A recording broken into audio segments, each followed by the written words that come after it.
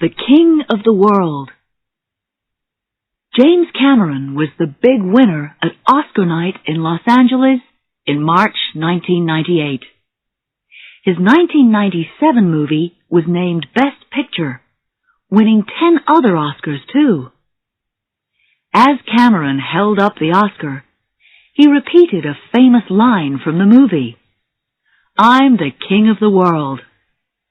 He later joked that size does matter. It was a dream that Cameron had for a long time. He loved history, and he was always interested in the story of the Titanic. Cameron's early movies, for example, The Terminator and Aliens, were full of action. Titanic had plenty of action too, but the heart of the movie was a love story. Cameron chose 2 young actors for this. Leonardo DiCaprio played Jack Dawson. Born in 1974, DiCaprio was first seen on TV at the age of 5. He became famous in the 1990s with movies like What's Eating Gilbert Grape and This Boy's Life. Work on Cameron's Titanic was long and difficult for DiCaprio. Kate Winslet played Jack's lover, Rose. The British actress was also born in 1974. Winslet was not interested in small parts in Hollywood movies. She wanted to act in the theater. But soon, Kate was in the biggest movie that was ever made. While Cameron was making the movie, not everybody was so sure about its success. It took a long time to make the movie. As it continued, the cost went up and up. It finally cost between $185 million and $200 million. The movie's opening was changed from summer of 1997 to December.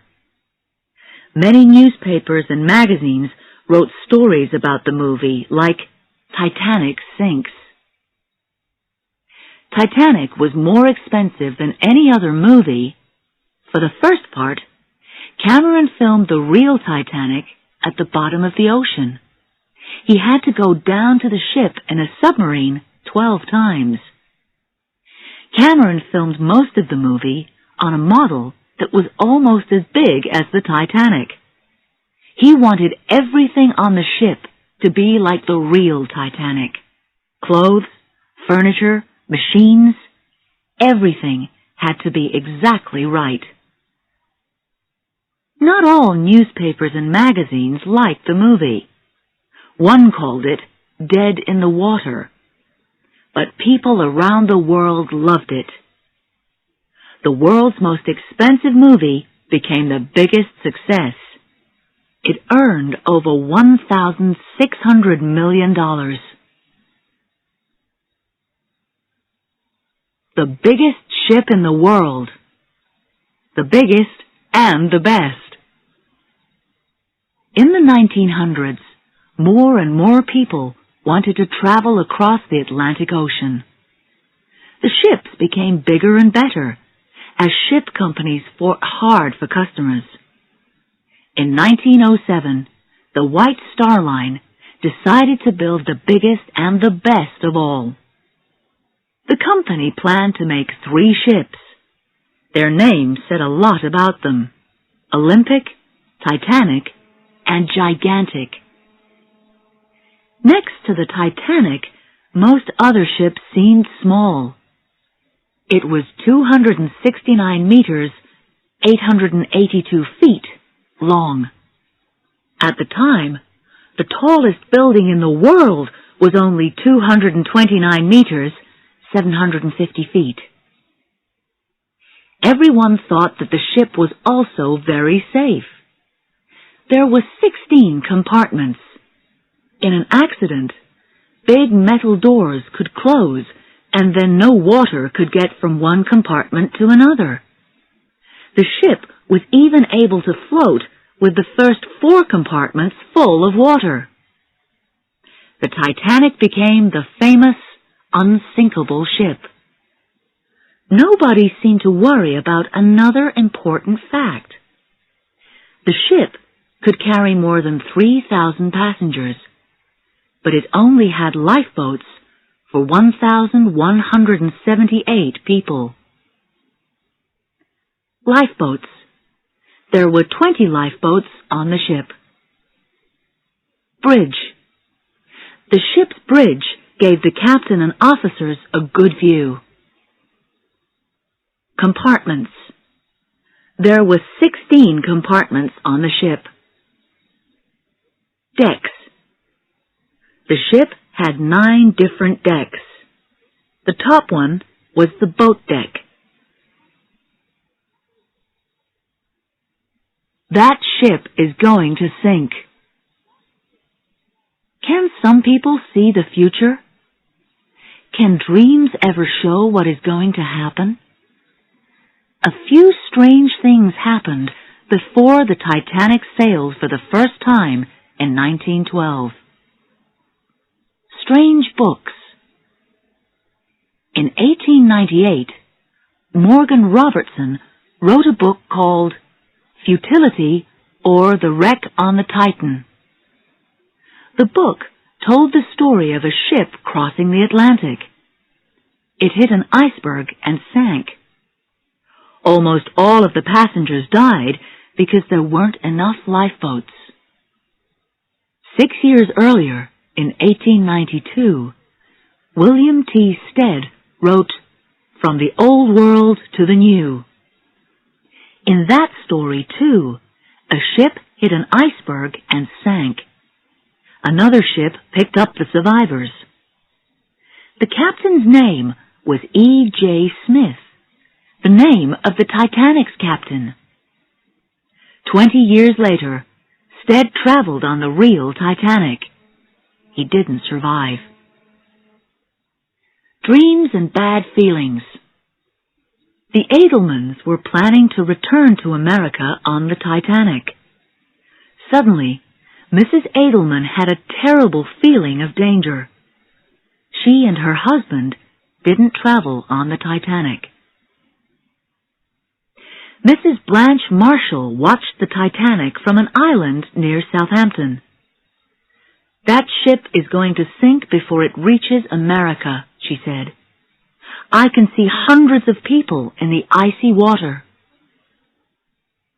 The Titanic left Southampton on the south coast of England at noon on April 10th, 1912.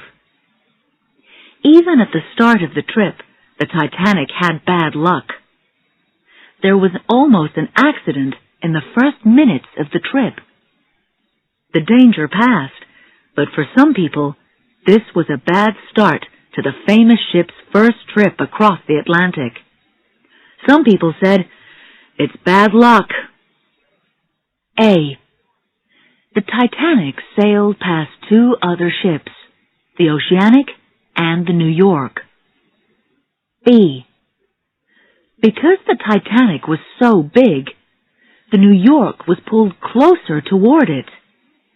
The ropes broke on the smaller ship. It began to float toward the Titanic. C. Luckily, a small boat was able to tie a rope onto the New York. It pulled the smaller ship out of the way. At this time of year, there was also a danger of icebergs in the North Atlantic. But the Titanic's captain, Edward Smith, wasn't really worried about ice. This was the unsinkable Titanic. The Queen of the Ocean. The Titanic was able to carry more than 3,000 people, but there were only 2,207 people on the ship for its first trip. First class, 322 passengers. Second class, 275 passengers.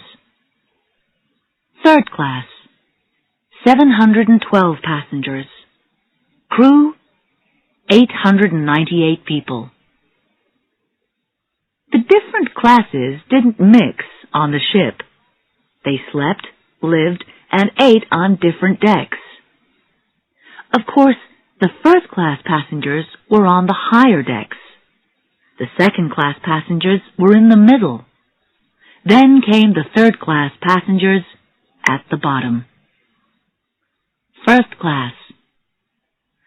The White Star Line called the Titanic the Queen of the Ocean. For first-class passengers, life on the Titanic was as comfortable as life in the most expensive hotels in Europe and America.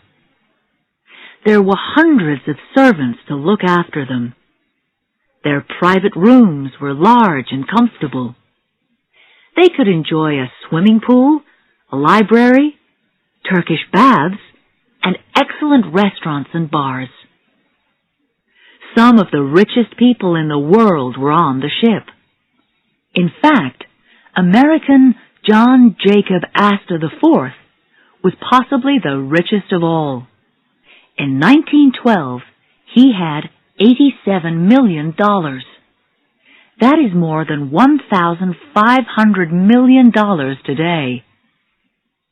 Bruce Ismay, the president of the White Star Line, and Thomas Andrews, the ship's builder, were also on the Titanic.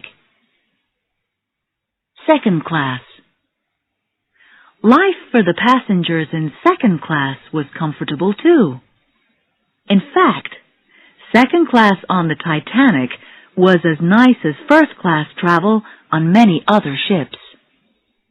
These passengers also had a library and a few bars. They too could walk around on an open deck and enjoy views of the ocean. Third class. More than half of the passengers were in third class. Of course, life on these decks wasn't as comfortable, but the rooms were clean and bright. More than 100 of the third-class passengers were from Ireland. The others came from many different countries in Europe. Most of them had the same dream. They were leaving their problems in their own countries. For them, the United States of America was the promise of a new life. A Passenger's Story, Part 1. 17-year-old Jack Thayer was on the Titanic after a vacation in Europe with his parents. I don't think I'll be bored on this ship. He used the ship's swimming pool every day. A ship with a swimming pool. On Sunday evening, while his parents ate dinner with the captain, Jack ate alone. Excuse me, can I have a light? Of course.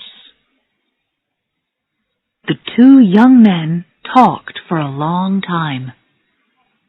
This ship's wonderful, isn't it? I was on a ship that sank once. It was near Alaska. The man's name was Milton Long. He was traveling home to America, too. I must go to my room. My parents will be worried. Good night, Milton. See you tomorrow, Jack. That night. That's strange. The ship has stopped. What's wrong? Something's happened. I'm going out on deck to see the fun. I'll join you in a minute, Jack. We hit an iceberg. I'm sure of it. An iceberg? Continues. The unsinkable ship sinks. On Sunday, April 14th, while the passengers enjoyed life on the Titanic, radio operators Jack Phillips and Harold Bride were busy. Many passengers wanted to send personal messages to friends and relatives on land. But Phillips and Bride were receiving messages from other ships also. 1:45. Early in the afternoon, Phillips received an ice warning from a ship called the Baltic. It was the third warning of the day. The message was taken to the bridge, but Captain Smith didn't show it to his officers until 7:15 p.m. 8:40. It was a cold, clear evening now. Seeing the message about ice, Second Officer Lightoller told the lookouts to watch carefully for icebergs. 9:40. In the radio room, Jack Phillips took another message about icebergs ahead. It never reached the bridge. Phillips put it down on his desk and continued with his work. 11 o'clock. Phillips received another message. This one was from a ship called the Californian. The ship couldn't move through the ice. Shut up, Phillips said. I'm busy. 11:40. Lookouts Frederick Fleet and Reginald Lee were cold and tired. Suddenly, Fleet saw a large black shape in the ocean. He rang the warning 3 times and telephoned the bridge. "Iceberg right ahead," he told Sixth Officer James Moody. On the bridge, First Officer William Murdoch had to act fast. He turned the ship left, hoping to miss the iceberg. He also ordered the crew to stop the ship. The iceberg was 30 meters higher than the top decks. Some ice fell onto the deck as the ship passed it, but nothing broke. It was a different story under the water. The iceberg hit the side of the ship, making a few long holes below the water. Many passengers heard the noise, but it wasn't very loud. Nobody knew it yet, but this was the beginning of the end for the Titanic. 11:42. Captain Smith hurried to the bridge. "What have we hit?" he asked Murdoch. "An iceberg, sir," replied the first officer. Soon, Bruce Ismay of the White Star Line was on the bridge too. Fourth Officer Joseph Boxall went to check the lower decks.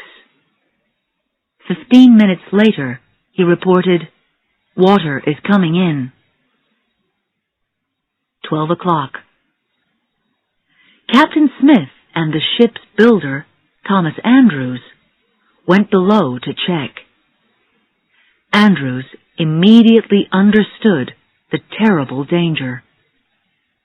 The ship could float with water in the 4 compartments at the front, but there was water in 5 of the compartments.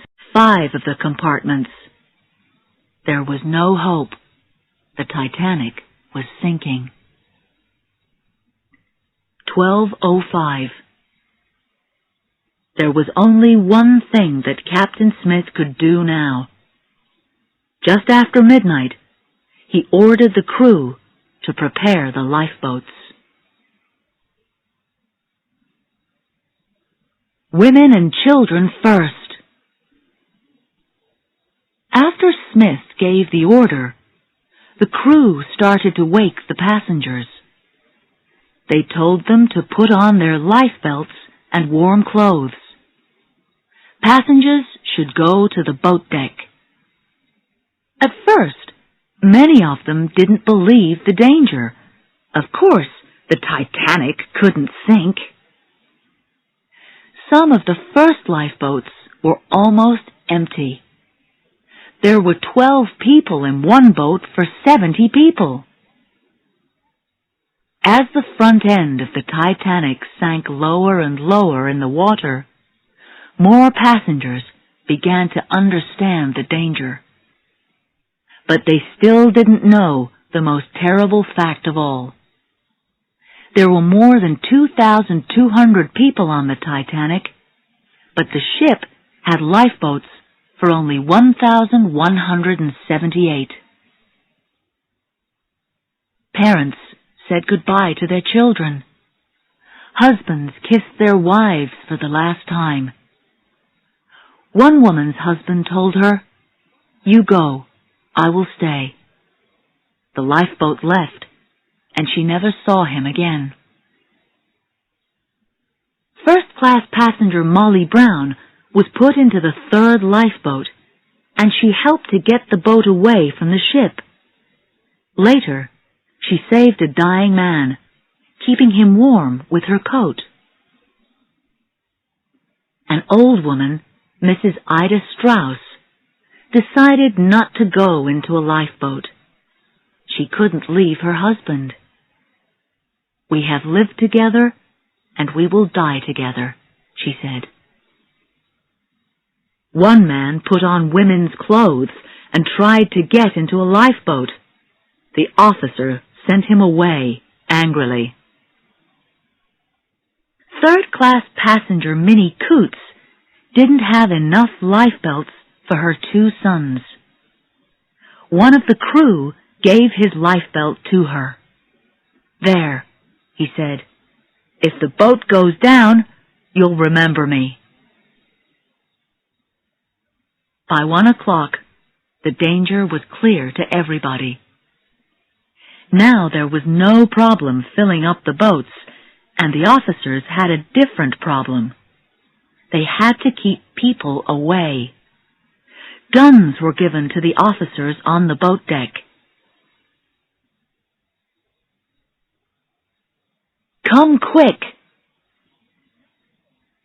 While the crew began to fill the lifeboats, radio operators Jack Phillips and Harold Bride began to send messages for help.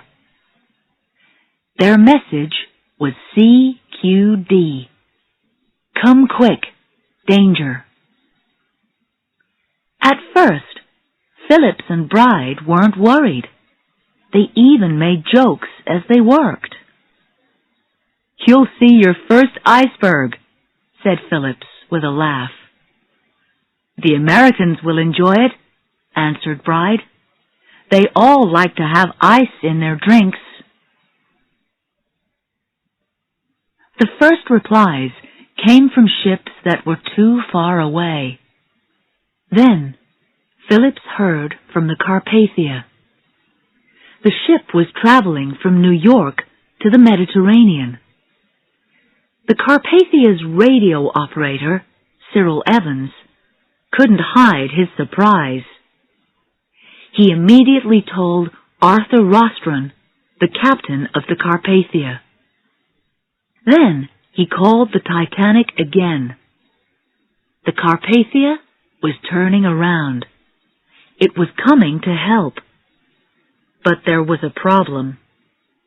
The Carpathia was about 93 kilometers, 58 miles, away. It could reach the Titanic in 4 hours. That was too long. The Titanic had less than 2 hours. Now Phillips and Bride understood the danger. They continued to send messages, hoping to find a closer ship. The Titanic was becoming noisier, and their job became harder and harder. As they worked, Phillips and Bride started sending the new help message, SOS. The Titanic was the first ship that sent an SOS message. It was quicker and easier to send.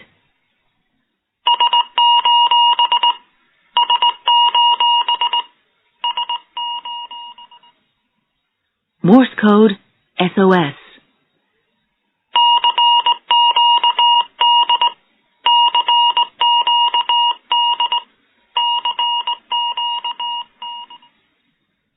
Morse code CQD. The two men bravely stayed in the room until it was almost the end. Their last message was sent at 2:17 a.m. Outside on the deck, hope was growing. Captain Smith and Fourth Officer Boxall could see the lights of a ship that was only 9.5 to 16 kilometers, 6 to 10 miles, away. The crew tried to send a message to the ship with a light. Then, at 12:45 a.m., they began to send rockets high into the dark sky. They sent a rocket every 5 minutes. At first, the ship seemed to be coming closer, but then its lights disappeared. Hopes of help for the Titanic disappeared with them. What was the ship that was so close? Why didn't it help? Some people think that it was the Californian. In fact, the crew of the Californian did see lights in the sky and the lights of a ship. But the ship seemed quite small to them. When they tried to send a message to it, there was no answer. Did the officers on the Titanic see a different ship? More and more people today think that it was a Norwegian fishing boat. Why didn't it help?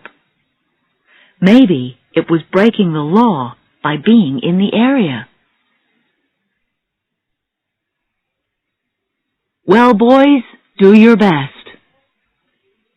After 1 o'clock on the morning of April 15th, the Titanic's front end was sinking fast. The band still played and the lights were on, but everyone knew what was happening, and there were few lifeboats left. A 14 or 15-year-old boy tried to hide on a lifeboat. The ship's officer pointed a gun at him.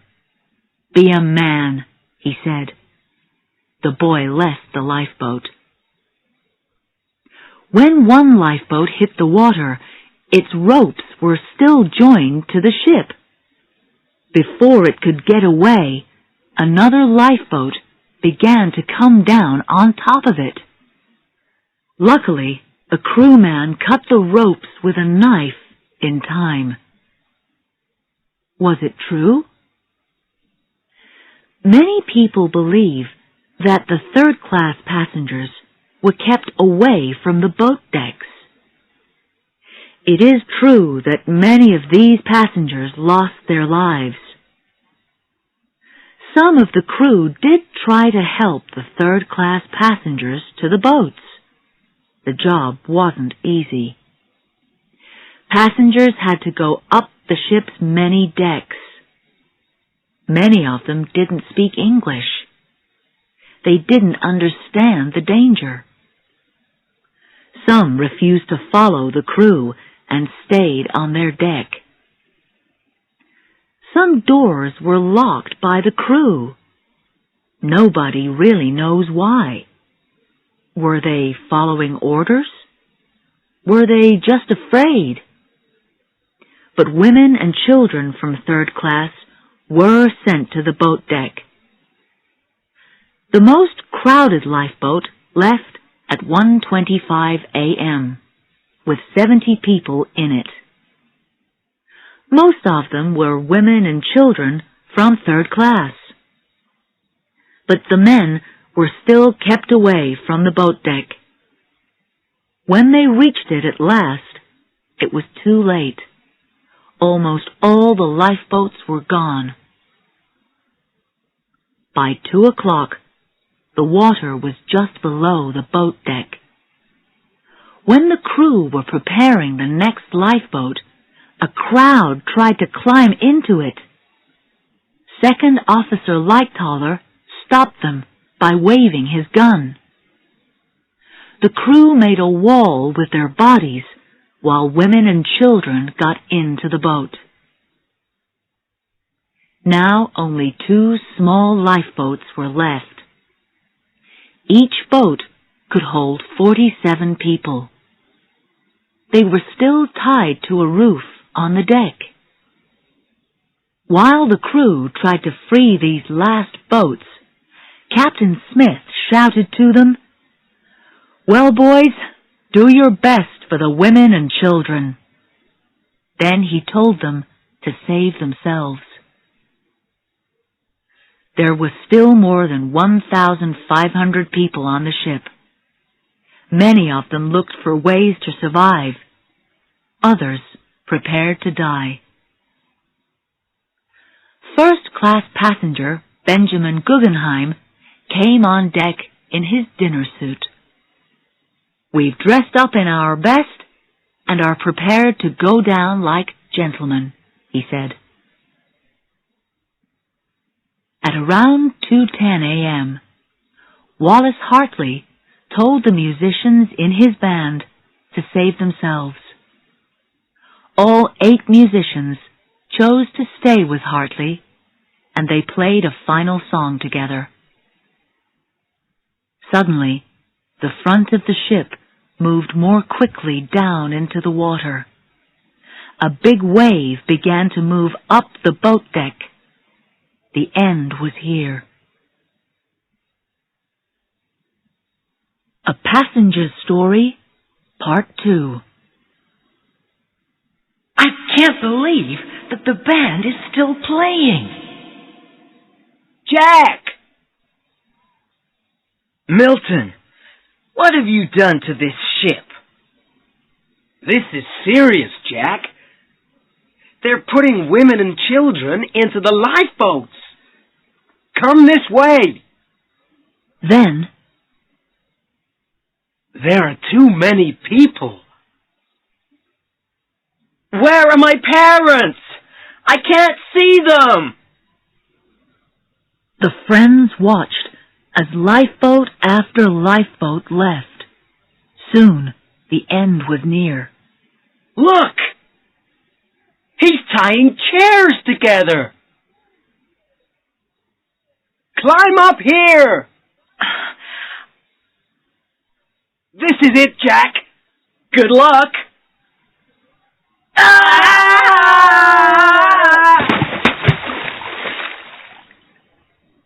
Continues.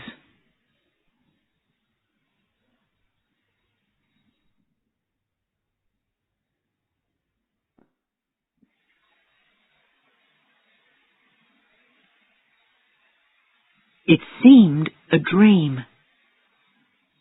The deck was getting steeper and steeper. It was impossible to stand. There was a terrible crashing noise as furniture and plates fell. Many people were thrown into the water. Others jumped, hoping to swim to a lifeboat. Radio operator Harold Bride was one of the men who were trying to free the last lifeboats. As the great wave came up the deck, one boat floated away on the water upside down. More than 20 men climbed on top of it, but Bride was under the boat and he couldn't escape. For 45 minutes, he held onto the boat in the freezing water. In the great ship's final minutes, the lights went out. There was no moon that night, but some light came from the stars in the clear, dark sky. Suddenly, there was a new noise. This was the loudest of all, and it could only mean one thing. The ship was breaking in two. People were still falling.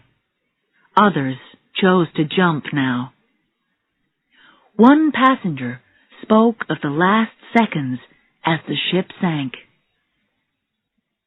Slowly, the water seemed to come up toward us. It seemed a dream. At 2:20 on the morning of April 15th, the Queen of the Ocean was gone. At first, the people in the lifeboats were most afraid for their own lives. One crewman shouted, "Pull for your lives!"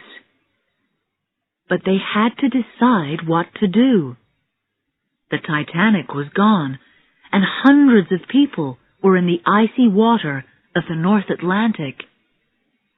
Some were holding on to furniture. Others were trying to swim. Many were screaming for help. To the people in the lifeboats, the noise seemed to fill the night. A. As the front part of the ship sank, the back came up out of the water. It climbed higher and higher. B. The ship broke in two. The front part sank. C. The back part of the Titanic fell back. It sat flat in the water for a short time. Hope grew in some passengers. They probably thought, "It's going to float." D. Then this part of the ship began to sink too. Soon, the back of the ship was high in the air. It didn't move for a few minutes. Then it began to sink, moving faster and faster into the dark water. In the water. The people in the lifeboats listened to all those cries for help. Imagine the terrible discussions. You sit in the lifeboat. The cold is terrible. But you know that it is much, much worse for the people in the black water. You can hear their screams in the dark. "They can't stay alive in the freezing water," says a man in the boat. "It's too cold." "Our friends and relatives are dying," shouts a woman holding a small child. "My husband stayed on the ship. We have to go back and help." The crewman shakes his head. "We can't. If we go back, too many people will try to get into the boat. Then we'll all die." "We have to save ourselves now," agrees a man at the back of the boat. He is crying as he speaks. You listen in silence. The screams are becoming quieter as the people in the water become weaker and weaker. Soon, it will be too late. What do you think? What was the right thing to do? In fact, only one of the lifeboats did go back. Fifth Officer Harold Lowe ordered a search for survivors, but it was too late. When they arrived, most people were dead. Only 12 people were pulled from the water. One of the people in the water that night was young Jack Thayer. A Passenger's Story, Part 3. Jack was a strong swimmer, but the water was icy.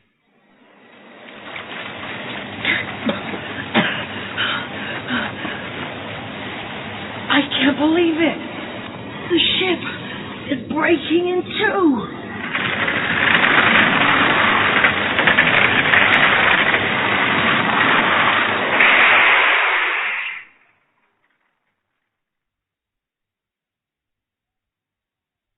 Milton! Where are you? But Jack never saw Milton Long again. Most of the men on the boat were from the ship's crew. Here, boy! Help me! Where were you? I was under the boat. Others were not as lucky. You can't come on! One more will sink us! That's all right, boys! Good luck to you! Soon, the ocean was silent and empty. Dead. They're all dead. My name's Harold Bride. I'm a radio operator. The Carpathia is coming to help. I hope she arrives soon. As morning arrived, the ocean became rougher and rougher. Then, What's that? Over there! It's a star! No! It's a light! It's the Carpathia, Jack! She's here!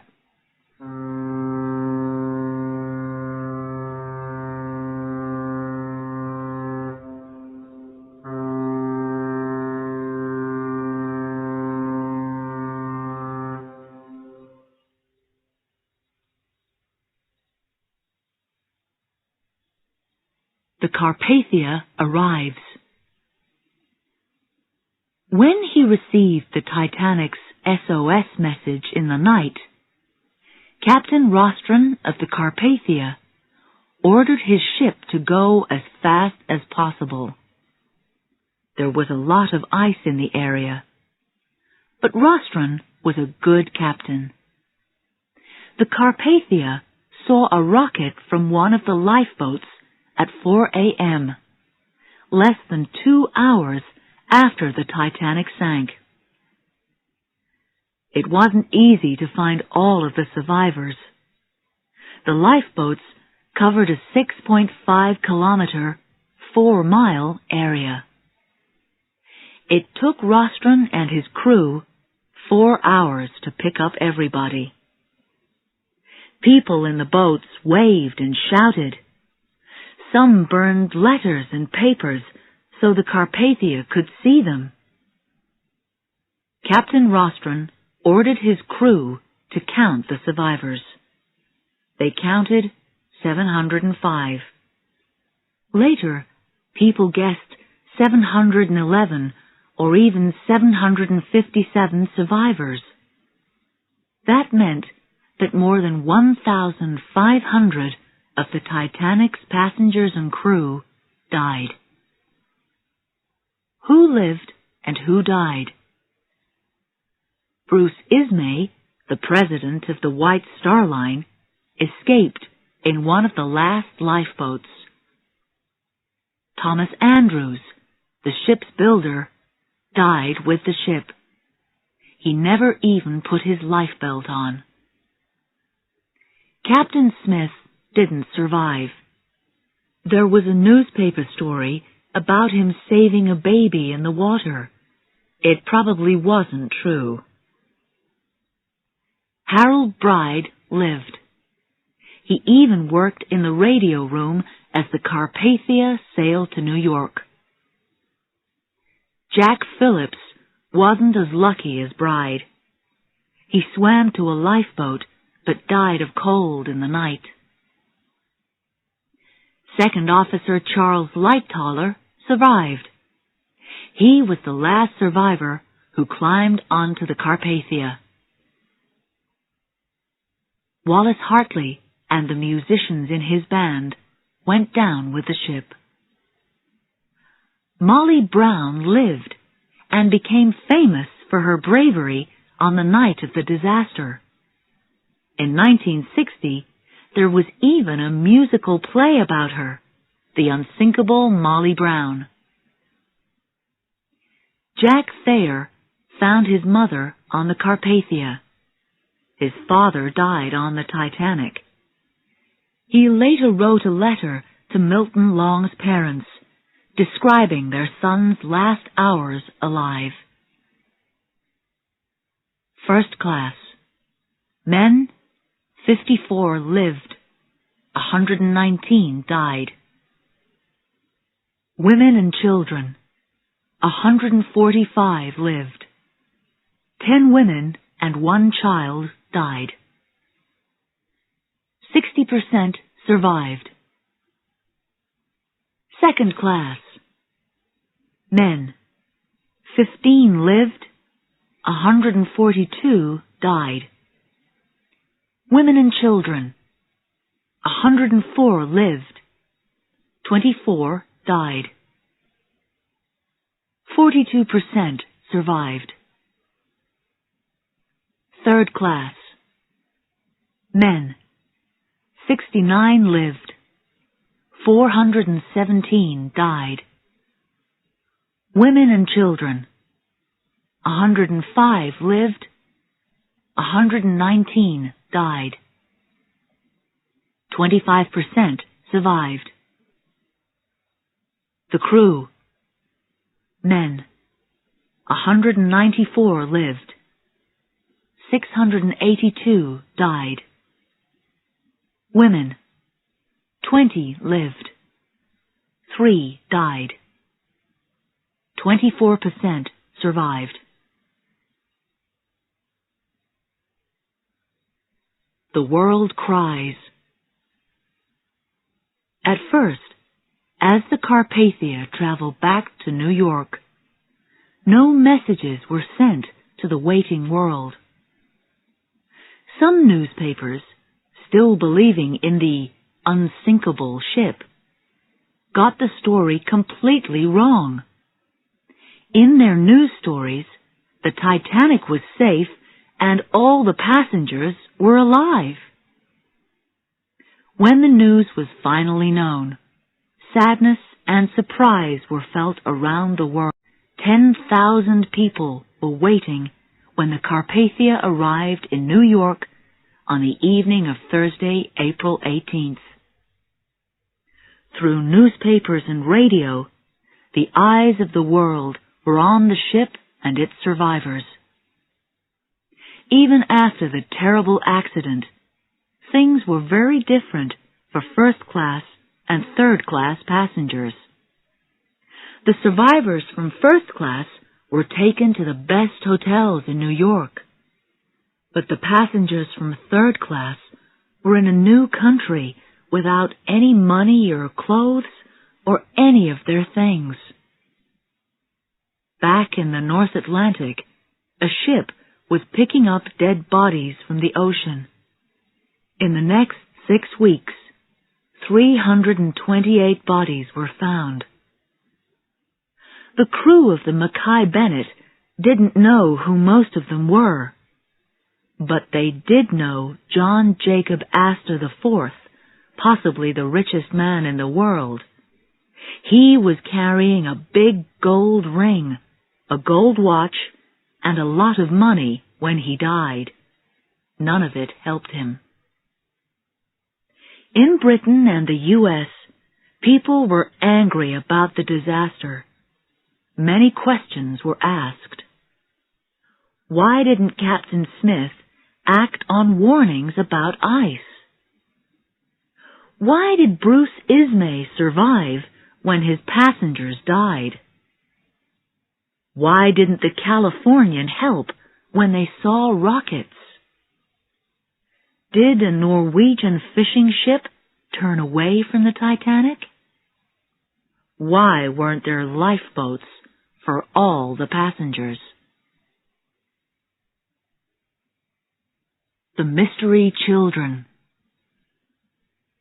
One of the strangest stories was the Titanic's mystery children. When the ship was going down, a man passed his 2 young sons into the last lifeboat. The father, Louis Hoffman, didn't survive. The boys arrived in New York on the Carpathia, but nobody knew who they were. No family was found. In fact, Louis Hoffman wasn't the father's real name. It was Michel Navratil. Navratil took the boys from their mother in France and decided to start a new life with them in America. He didn't want their mother to know. Finally, the mother saw her sons in a newspaper, and the boys were sent back to France. There they told her their father's last words. "Tell her that I loved her and still do." An unbelievable story. Alice Cleaver was a nurse traveling on the Titanic with a family in first class. The Allisons didn't know that years earlier, Alice killed her own child. But now, she was helping to look after the Allisons' two children, Trevor and Lorraine. On the night of the accident, the Allisons went on deck. Alice Cleaver acted quickly. She picked up the baby, Trevor. "I won't let him out of my arms," she told the boy's mother. Then she left and found a lifeboat. After she got on the Carpathia, she kept Trevor Allison with her. All the newspapers called her very brave. But the Allison family thought that Trevor's parents died on the ship because they were looking for their son. Their other baby, Lorraine, died with them. Was Alice Cleaver using Trevor to save herself? It is true that people with babies got into lifeboats more easily. Years later, the mystery about Alice Cleaver and the Allison family became even stranger. In 1940, an American woman, Lorraine Kramer, spoke on the radio. Her story was hard to believe. She was Lorraine Allison. This was her story. A man on the Titanic carried her into a lifeboat. This man was the ship's builder, Thomas Andrews. He and Lorraine lived together in America. Sometimes Bruce Ismay, the president of the White Star Line, visited them. He wanted them to hide because they knew important secrets about the Titanic. Kramer was probably not Lorraine Allison. She was probably looking for money. In fact, many people think that Alice Cleaver helped her with information about the real Lorraine Allison.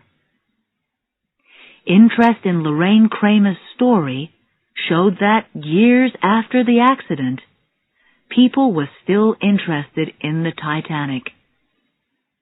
The world saw one world war and then another, and the great ship lay in darkness at the bottom of the Atlantic. But many people dreamed of finding the Titanic again. Leave it there. The ocean was 4,000 meters, 13,120 feet deep where the Titanic lay. The water was black.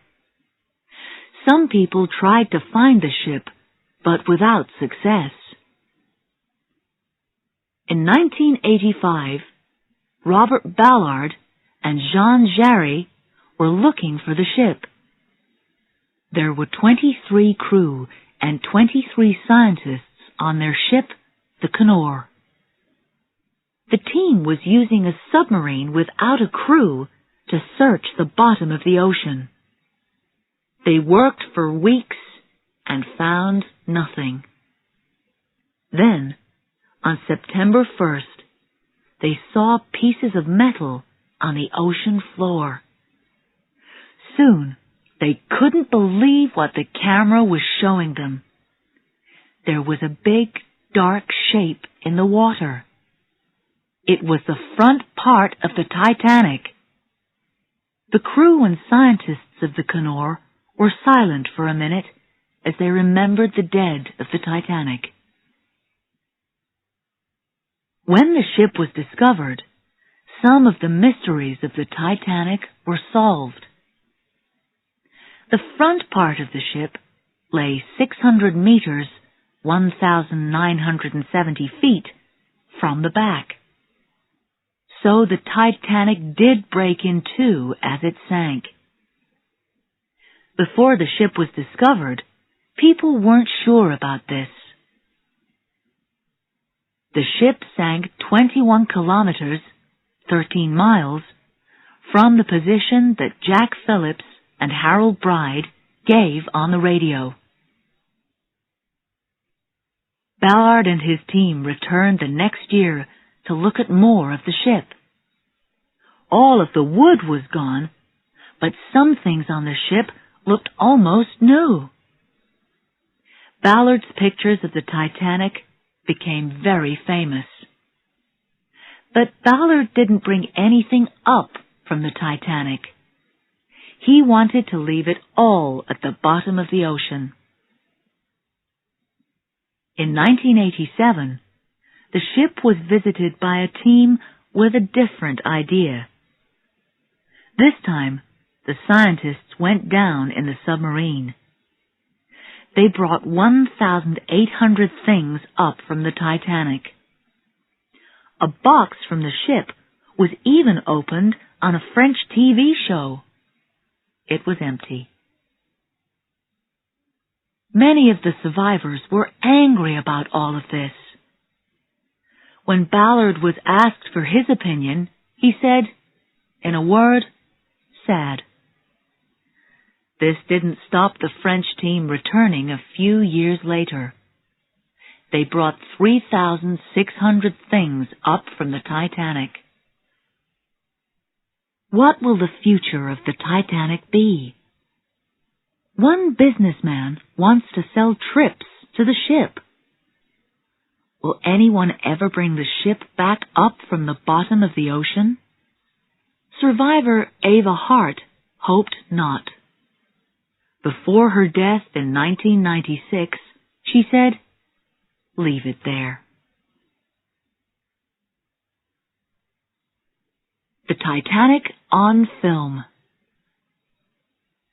When James Cameron was writing the movie Titanic, he wanted to show the rich history of the ship and its many true stories. He soon became sure of one thing. The love story between Rose and Jack was the most important part of the movie. If people worry about the two young lovers, they will understand the disaster more. The movie story doesn't begin in 1912. It starts in the present day, when Rose DeWitt Bukater is old. She thinks back to the past. The camera shows us the young Rose when she sees the Titanic for the first time. Rose DeWitt Bukater is getting on the Titanic in Southampton. "It doesn't look any bigger than the Mauretania," she says, speaking about another famous ship. British actress Kate Winslet played the young Rose. Unhappy at the thought of her future with rich Cal Hockley, Billy Zane. All of the clothes here are exactly like the clothes of 1912. Jack Dawson is a poor young artist, traveling third class back to America from Europe. First-class passengers listen while Jack Dawson explains his ideas about life. Life's a gift, he says. James Cameron later said about Leonardo DiCaprio, "I didn't want Leo at first. But after Leonardo read some lines, Cameron changed his mind. I knew he was the guy. Soon, Rose and Jack fall in love. When Rose asks Jack to draw a picture of her, she is wearing nothing except the heart of the ocean around her neck. This part of the movie was made on Leonardo DiCaprio's first day of filming. Important parts of a movie are often filmed at the beginning. The two actors later became good friends. The lookouts watch as Rose and Jack are together on the deck. When they look up, they will see the terrible shape of the iceberg in front of the ship. Of course, this love story is a real difference between the movie and the real history of the Titanic. But, James Cameron explains, Rose's love for Jack plays a part in the terrible accident that follows. As the water comes higher and higher, Jack and Rose try to escape from Cal. The actors in Titanic were often tired, wet, and cold. Later, DiCaprio described it as his hardest job. The crew send rockets high into the dark sky, but the Titanic is sinking. In the 1958 movie, A Night to Remember, the ship didn't break in two.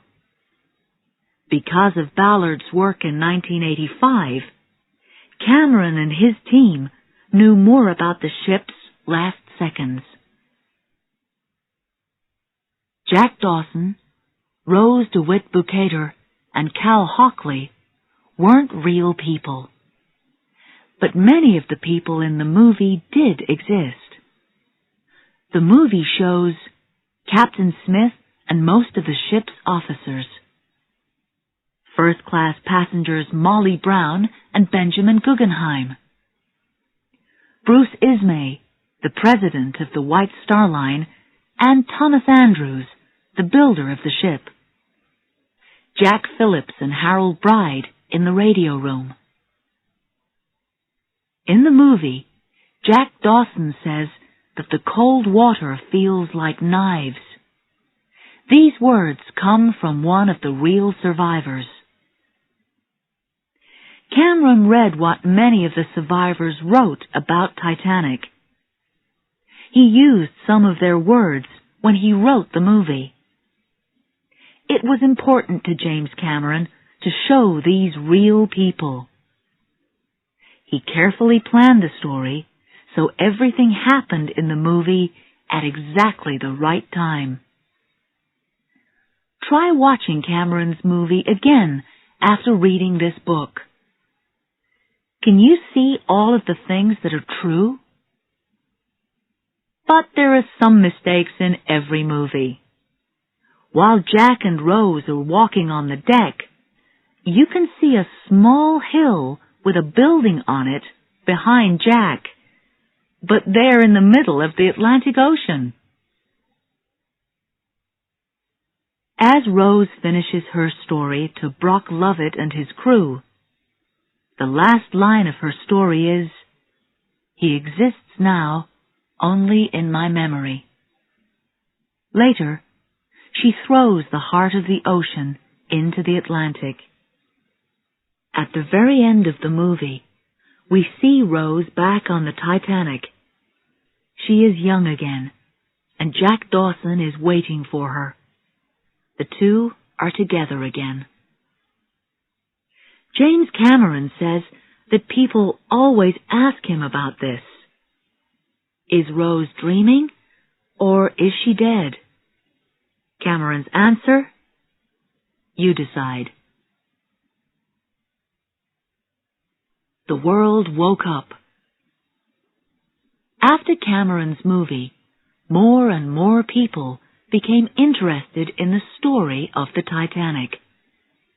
Every year, There are more and more books and videos on the subject. But why? After so many years, why are people still interested in the Titanic? There have been worse accidents on the ocean in the years since then. What is so special about the Titanic? Some people think that the sinking of the Titanic showed the end of one part of history and the start of another. Before the Titanic sank, it was a time of great hope. People felt good about the world's future. Buildings were becoming taller, machines were becoming faster, and, of course, ships were becoming bigger and bigger. Anything seemed possible. For many people, that dream of a wonderful future sank with the Titanic. After April 15th, 1912, the world seemed a different place. Just 2 years later, the First World War began. Millions of people died. New machines were used to kill more and more people. Maybe Titanic survivor Jack Thayer was right when he wrote, "The world woke up on April 15th, 1912.